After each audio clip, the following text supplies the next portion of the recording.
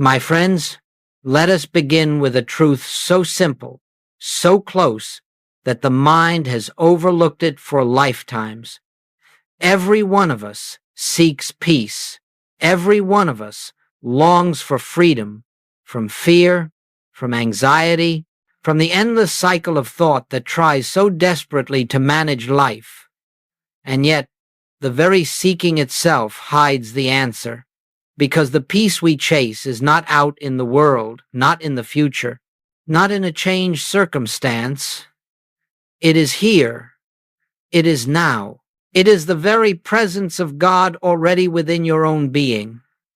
For centuries, humanity has believed that peace is attained by improving the mind, by strengthening the intellect, by gathering knowledge, or by pushing away the conditions that disturb us.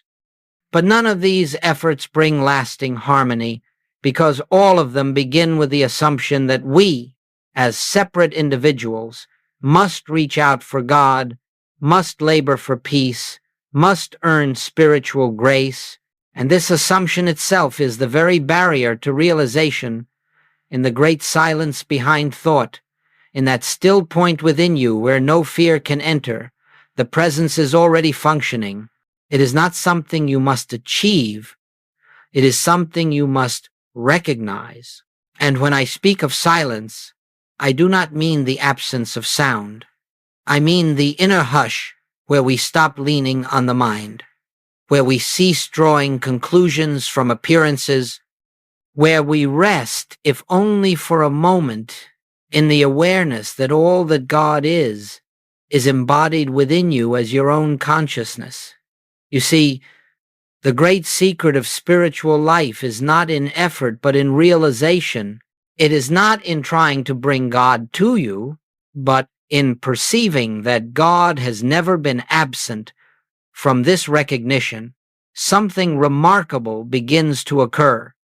The confusion of the mind subsides, the nervous system quiets, the racing inner world slows, because it has encountered a dimension of being that precedes thought, precedes fear, precedes all images of lack or limitation. Today, we will explore why this silent recognition, what I have called the practice of the presence, has such profound power, not only in the spiritual sense, but also in the very structure of the mind, the brain, and the patterns that govern your daily experience. This is not theory. This is not philosophy. It is the living truth that consciousness, when recognized as the one presence, begins to reorder your entire inner world. And as your inner world is reordered, your outer experience follows naturally, without force, without strain, without the anxious manipulations of the personal mind. So as we begin this journey, I ask only one thing of you: listen with the stillness beneath your thoughts. Do not try to believe. Do not attempt to understand intellectually. Simply allow these words to point you toward what is already present within you. For the peace you have sought through effort is found only in the recognition of what has always been your reality. My friends, let us look more deeply at this presence that is already within you. For what we are speaking of is not a new discovery. It is not a modern invention, nor a personal interpretation. It is the very heart of every genuine mystical teaching throughout the ages. Long before you or I walked the earth, long before the rise of religions, doctrines, and philosophies, there were men and women who touched this inner realm and discovered that the source of all life was not outside of them, but within their own consciousness. When the prophet spoke of the still small voice, they were describing this same inner contact. When the psalmist wrote, "Be still and know that I am God," he was not advising belief, effort, or ritual. He was pointing to the silence in which this presence reveals itself. And when the Master said, "The kingdom of God is within you," he was not speaking poetically. He was revealing a spiritual fact that the divine reality is not something to travel toward, not something to accumulate, but something already established in the depth of your being. All through history, the great mystics spoke with one voice, though they used different words.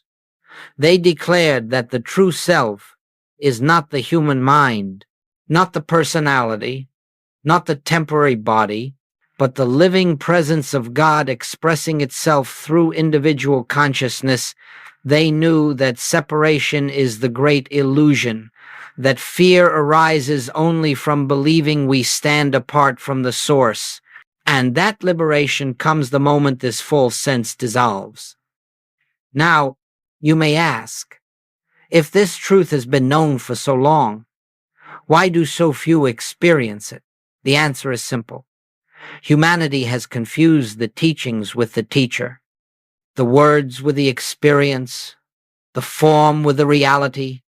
We have worshipped the outer symbols while missing the inner revelation. The early disciples did not transform because they heard words. They transformed because they felt the presence that those words pointed to. The mystics did not awaken through study. They awakened through inner recognition. And so the truth became buried beneath centuries of tradition, ritual, and intellectual interpretation. Yet the presence never left. It has remained where it always was, within your own consciousness, waiting for recognition. In our time, we have the extraordinary opportunity to return to this original experiential understanding, not through abandoning religion, not through embracing philosophy, but through the same inner realization that awakened the saints and sages, the awareness that God is not a distant power to be reached, but the living foundation of your own existence. This is the thread that unites every awakened soul across time, and it is this same thread that we follow today. For the ancient truth is eternally present. You and the Father are one, not metaphorically, not symbolically, but in spiritual fact. And when this truth begins to dawn even faintly, everything you have sought in the outer world begins to shift, for you are touching the reality that all mystics have known. The presence within is the only life, the only power, the only truth. And this realization is the beginning of freedom. My friends, before we can understand the profound effect that silence and inner recognition have upon us, we must see clearly why the mind suffers. For unless we understand the nature of the problem, we will continue to look for solutions where none exist. We will keep trying to repair the mind with the mind, and that is the very cycle that perpetuates fear, anxiety, and confusion. Let us examine what the mind is doing when it suffers. The mind is not evil, nor is it broken. It is simply functioning from a false premise, the belief that you are a separate being, standing apart from your source, responsible for your own safety, your own supply, your own guidance. The moment this belief enters consciousness, fear is born. And once fear is born, the mind begins to defend itself against imagined threats, to anticipate dangers that have not occurred, to rehearse outcomes that may never come to pass. This is what gives rise to worry. This is what creates the vortex of overthinking. The mind tries to secure a future that cannot be secured, to control conditions it cannot control, to solve problems that have no real existence except in imagination. And so the mind becomes trapped in the very activity designed to protect itself. Now, modern science has discovered something that the mystics understood intuitively. The mind that lives in fear creates physical pathways, neural circuits that reinforce more fear. Every anxious thought strengthens the anxiety, Every defensive reaction trains the brain to react again. The more we worry, the more we condition ourselves to worry. But let us be very clear, this conditioning is not a cause. It is only an effect. The cause is the belief in separation. The moment we believe ourselves to be little minds facing a large world, we activate mechanisms of survival. The nervous system tightens, the breath becomes shallow, the heart quickens, the body contracts, and the mind begins its restless motion, searching for solutions outside itself. That is why so many people feel exhausted even when nothing is happening. Their bodies are responding to the pictures created by fear, not to truth. And yet, this entire drama rests upon a single misunderstanding: the belief that you are a personal, vulnerable self who must fight for peace and struggle for security. But the spiritual reality is otherwise. You are not a separate mind. You are the individualized expression of one infinite consciousness. That consciousness is your safety, your supply, your wisdom, and your guidance. It is the very presence that lives you. When this truth is unrecognized, the mind must take over. When this truth begins to dawn, the mind can rest. You see, the mind suffers because it is trying to function alone. It is trying to solve life through thought. It is trying to achieve peace through control. And it cannot. It was never intended to. The mind is only an instrument, useful, necessary, but not the source of your life, nor the teacher of your truth. This suffering continues until something within you says, there must be another way. And that is the beginning of awakening. It is the moment when the personal mind loosens its grip and the deeper self begins to whisper. It is the moment when you begin to sense that perhaps peace does not come from effort, but from recognition. Perhaps guidance does not come from thinking, but from stillness. Perhaps your life is not something you manage, but something lived through you by a presence greater than thought. And so we stand at the threshold of transformation, understanding the mechanics of fear, and seeing that the antidote is not in more thinking, but in turning toward the presence that exists before thinking. This is where true healing begins. My friends, now that we have seen why the mind suffers, let us look at what occurs when we enter the silence, when we engage in what I have called the practice of the presence. For although the essence of this work is spiritual, its effects touch the entire being, even the structure of the brain that modern science studies so carefully. When we become still, not forcing the mind, not struggling with thoughts, but simply resting in quiet recognition, something remarkable begins to take place.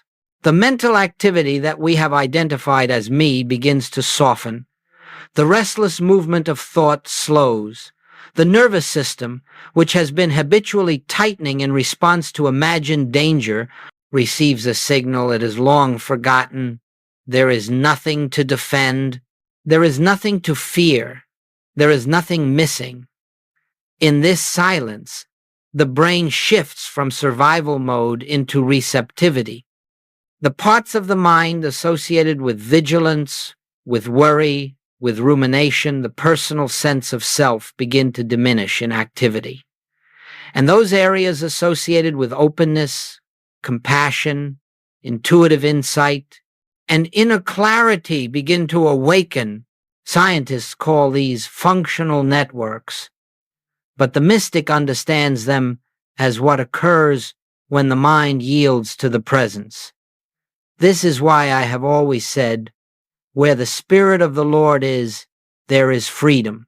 Not because an external God enters the brain, but because when consciousness recognizes its own source, the mind relaxes into its natural order. The brain follows consciousness, it does not lead it. You see, when you attempt to quiet the mind through effort, the mind grows noisier.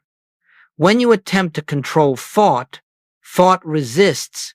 But when you simply recognize that the presence is already here, that you are not striving to reach God, but resting in God, the entire system begins to reorganize itself around this truth. The mind calms because it has encountered something greater than its own activity. The body eases because it has touched a peace not dependent on circumstances. The emotions soften because they are no longer fed by fear.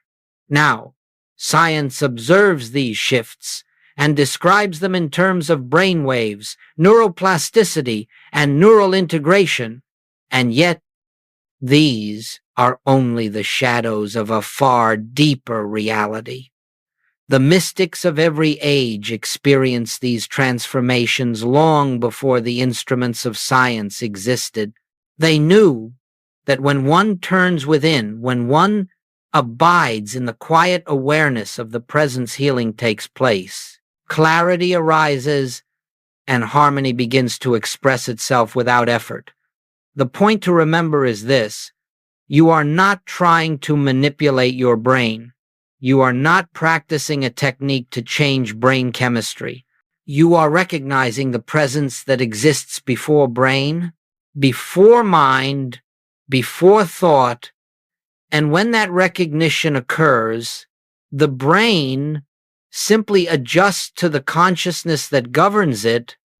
It becomes a clear instrument instead of a frightened master. This is why even a moment of genuine inner stillness can bring such relief. This is why a brief glimpse of the presence can dissolve hours of worry. The mind returns to its rightful place as servant, not master, and the body follows the new order of consciousness. So understand this clearly. The practice of the presence is not meditation as the world understands meditation. It is not an attempt to quiet the mind. It is the recognition of the one who lives you. It is the awareness of the infinite within your own being. And when that awareness dawns, even lightly, the brain begins to mirror the peace you have touched. This is the beginning of transformation, not through force, not through willpower, but through recognition of what already is. My friends, let us come now to the heart of the work, the simple, direct way in which we enter the awareness of the presence. For all that we have spoken of so far would be mere philosophy if it could not be lived. But the infinite way has never been a philosophy. It is a practice, a living relationship with the presence that is your own being. And yet, this practice is unlike anything the personal mind attempts. It is not a discipline of thought. It is not a repetition of words. It is not an effort to achieve a mystical state. It is the most natural activity in the world, because it is simply the recognition of what already is. Let us begin gently. First, you become still, not by forcing the mind into silence, but by ceasing to lean on it. Do not fight thoughts. Do not chase them away.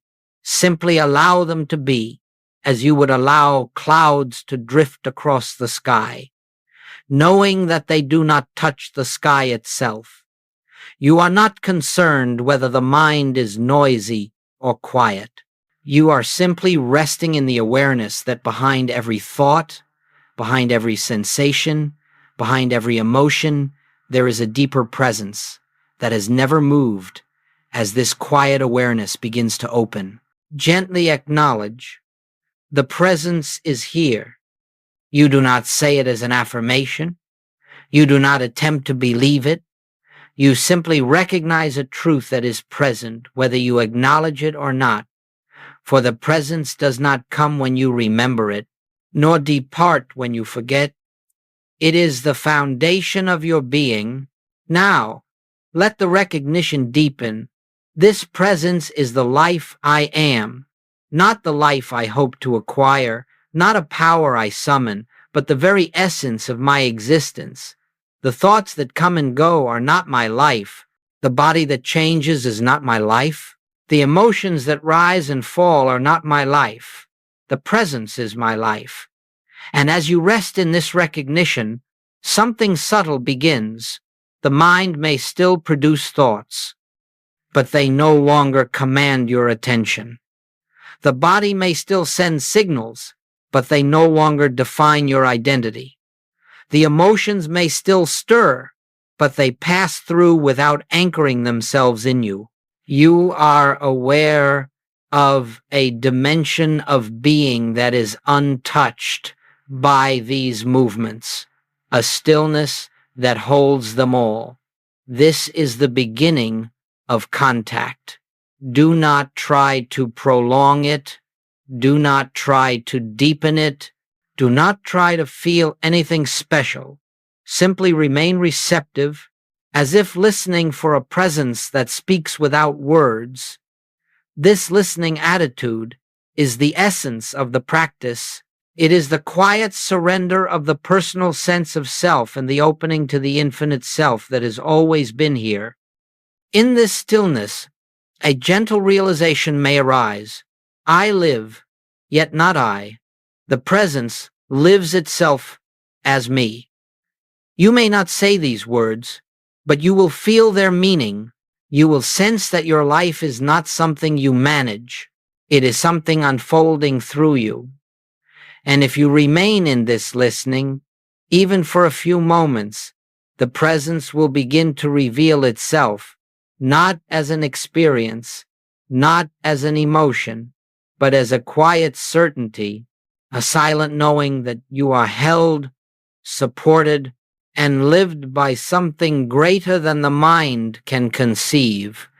This is the practice of the presence, not effort, not technique, not repetition, recognition. Take this into your day. Before you speak, pause for one moment. Before you react, turn inward for one breath. Before you attempt to solve, acknowledge the presence that precedes the problem. These micro recognitions become a continuous practice, a rhythm of returning, a gentle remembering that anchors your entire life in the awareness of God within. This, my friends, is the path not to bring God into your experience, but to recognize God as your experience. My friends, now that we have touched the essence of the practice of the presence, let us explore why this simple inner recognition has such profound effects on the outer circumstances of life. For many have asked, how can a few moments of silence possibly heal the body, restore harmony in relationships, or bring supply where lack appears to be? And the answer is astonishing in its simplicity, because problems are not what they seem to be. A problem, as the human mind understands it, is always an external condition, demanding action, demanding correction, demanding control. But to the awakened consciousness, a problem is nothing more than an appearance formed by the mind when it believes itself separate from its source. The problem is not the condition. The problem is the belief behind the condition. When you live as though you are a personal self facing a conflicted world, every circumstance appears as something to defend against or overcome, and the more you resist, the stronger the appearance becomes. The mind fights with shadows and believes them real. The more it struggles, the more entangled it becomes. But the moment you enter the silence, the moment you recognize the presence that stands behind all appearance, the entire picture begins to change. You are no longer engaging the world from the level of the problem, You are engaging life from the level of truth, and from that level, the problem loses its authority because it has no reality in the presence. Understand this clearly. You do not dissolve problems. Problems dissolve in the light of realized truth. This principle operates the way darkness disappears when a lamp is lit. You do not push the darkness out. You do not wrestle with it. You simply bring in the light, and darkness is revealed as nothing. So it is with fear, lack, discord, illness, and conflict. They persist only at the level of the personal mind. They cannot survive the awareness of the presence. Let us look at this more deeply. When you recognize the presence even for a moment, the mind's frantic activity slows. The nervous system relaxes. The emotional currents settle. In that stillness, you are no longer projecting fear onto the situation. You are no longer feeding the appearance with your concern. You have withdrawn the only power it ever had, your belief in it, and because consciousness is cause and circumstance is effect, the moment consciousness shifts, the outer must follow. Not always instantly, not always dramatically, but inevitably, solutions rise without the strain of planning. Resources appear without the anxiety of searching. Healing unfolds without the force of will. Harmony emerges without manipulation. This is why Joel Goldsmith taught that we do not treat the condition. We treat the consciousness that perceives the condition. When consciousness is aligned with truth, the body responds, the environment responds, the so-called external world realigns itself to reflect the inner freedom that has been recognized.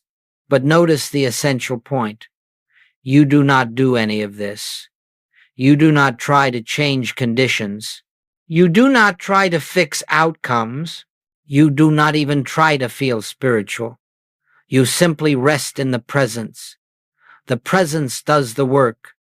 This is the secret behind all spiritual healing, not human thought, not mental effort, not positive affirmation, but the realization of the one presence as the only power.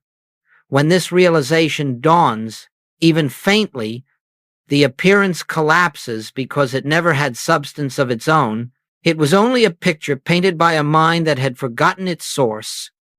And so the great truth is revealed. Problems dissolve not because you conquer them, but because you stop granting them reality. You stand in the light of the presence, and the illusion fades.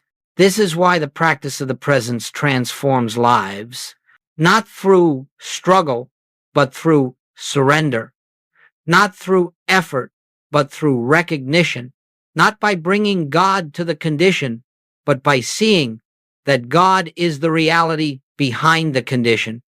And so, when you are faced with fear, pause. When confronted with lack, turn within. When disturbed by conflict, rest in the presence. You will find that the situation which once seemed so heavy, so threatening, so urgent, begins to lose its power. You will feel a spaciousness around it. And from this spaciousness, the right action, the right words, the right unfoldment will reveal themselves quietly and naturally. This is the grace that comes when you no longer attempt to live life through the personal mind, but allow the infinite to live as you. My friends, let us now consider how this recognition of the presence may become a living practice, not confined to meditation, not reserved for special moments, but woven gently into the fabric of your daily life. For the true transformation does not occur in the minutes we sit in silence alone. It occurs when the awareness of the presence becomes our environment, our atmosphere, the background of every thought, every action, every encounter. Many believe that spiritual practice must be long, intense, or dramatic. They imagine that hours must be set aside, rituals observed, or states of consciousness achieved. But the infinite way is not a path of strain, it is a path of remembering. And remembering can happen in the smallest moments, moments so brief the mind scarcely notices, yet so powerful that they shift the direction of an entire life. Begin simply as you rise in the morning, before you reach for the world, pause, just one breath, one inward turning, one gentle recognition. The presence is here, not to be summoned, not to be invited, but already here. That single moment sets the tone of the entire day because it establishes the truth that consciousness, not circumstance, will guide you as you move through your morning, brushing your teeth, preparing a meal, walking to your work. Let there be tiny intervals of recognition, not long meditations, but the briefest awareness that beneath all activity, beneath all motion, there is a stillness that never moves. You are not trying to feel holy. You are simply noticing what is already so. And as you interact with the people in your life, family, colleagues, strangers, remember that each one is an expression of the same presence you have touched within yourself. Their behavior may vary. Their personality may be pleasant or difficult, but behind the appearance stands the same infinite reality. When you recognize this not as an idea, but as a quiet inner knowing, your reactions soften, your judgments dissolve, and a new kind of communication begins to unfold. This is practicing the presence in relationship. When challenges arise, and they will do not rush to fix them, do not let the mind leap into old patterns of concern. Instead, allow yourself one brief pause, a single moment to acknowledge the presence is here also. This pause is the opening through which grace enters. It breaks the momentum of fear and reestablishes the truth that the problem has no power outside your belief in it. You see, practicing the presence is not about withdrawing from the world. It is about seeing through the world, seeing the invisible source behind every visible form. When you cook, cook in awareness. When you speak, speak in awareness. When you walk, walk in awareness. Not awareness of the outer world alone, but awareness of the inner presence that animates all things. What begins as momentary recognition becomes, over time, a continuous background hum, a subtle sense of companionship, of being upheld, guided, sustained. You find yourself no longer living from the mind, but from the presence. Decisions arise naturally, without the strain of weighing possibilities. Actions flow more effortlessly. Conversations take on a clarity and compassion that surprise even you, and gradually, without your effort, the presence becomes the atmosphere of your life. You discover that you are never alone, not because a distant God watches over you, but because the very life that breathes you is the presence itself. This is the unbroken awareness, not something you achieve, but something you return to again and again until it becomes the most natural experience in the world, like remembering the rhythm of your own breath. And so, my friends, begin with these small recognitions.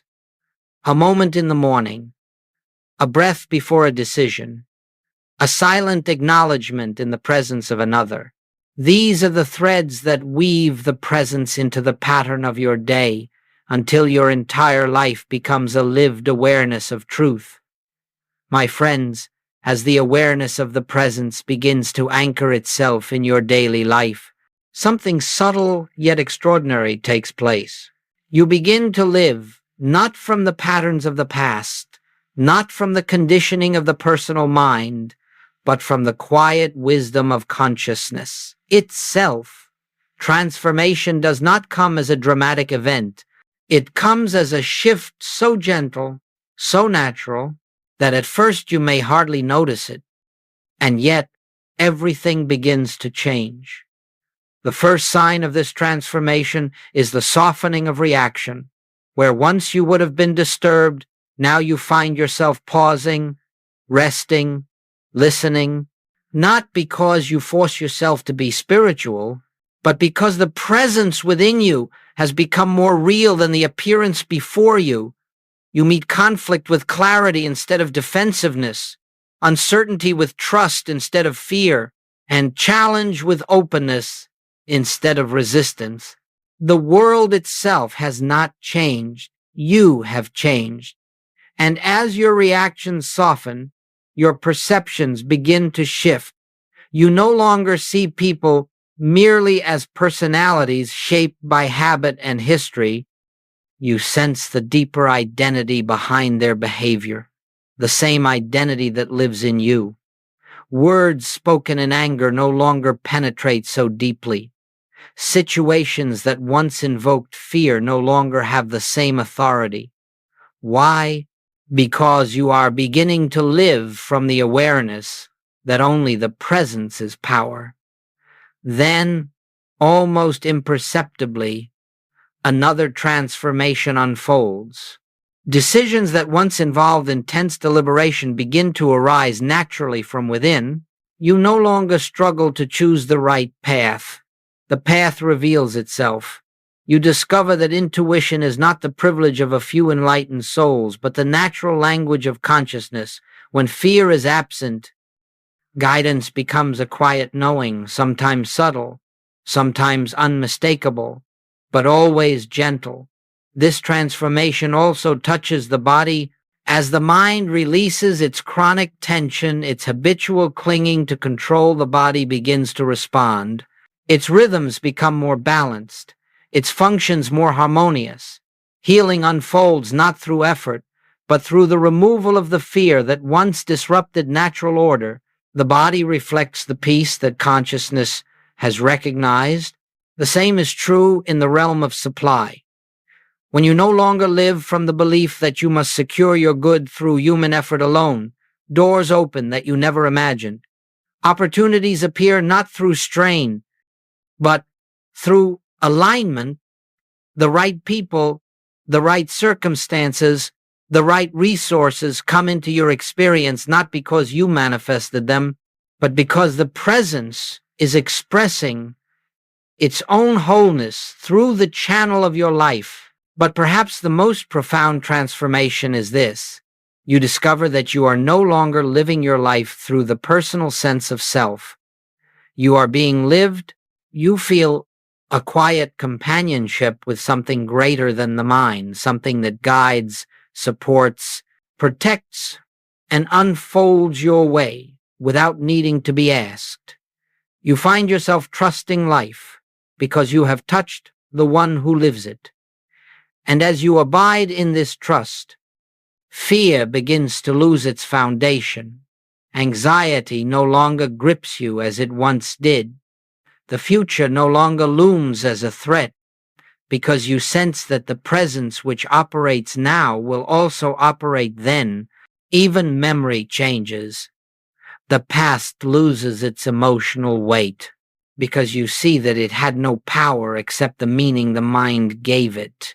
This is what it means to live from consciousness instead of conditioning. It is not a new personality. It is not a refined ego. It is the dawning realization that the self you have always believed yourself to be has never truly lived. The presence has lived as you from the beginning. The difference now is that you know it. This knowing is freedom. This knowing is peace. This knowing is the Christ consciousness awakening in you, not as a mystical achievement, but as your natural state. When you live from this recognition, life becomes less of a struggle and more of an unfoldment. Problems cease to define your reality. Circumstances cease to intimidate you. Even in moments of challenge, you feel an undercurrent of certainty that does not come from the mind. It comes from the presence that has revealed itself as your own being. This is the transformation that Joel Goldsmith spoke of. A transformation not of the outer life, though outer changes certainly follow, but a transformation of identity, a shift from the conditioned self to the conscious self, from living by fear to living by grace, from effort to effortless being.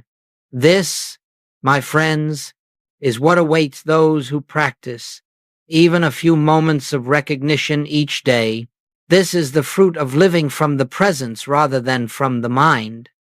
My friends, as we bring this time together to its natural conclusion, let us return once more to the simple truth that has been the thread of this entire journey. The presence you seek is already here. It has never required your effort, your struggle, or your striving. It requires only your recognition. Throughout this teaching, we have traced the movement from fear to peace, from mental activity to inner quiet, from the conditioned sense of self to the realization of the infinite self that is the very essence of your being.